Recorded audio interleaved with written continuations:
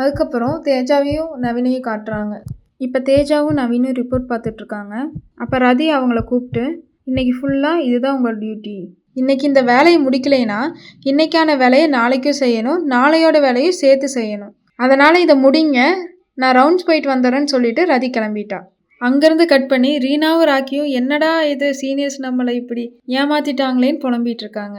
அப்போ அந்த இடத்துக்கு சீனியர்ஸும் வந்துடுறாங்க.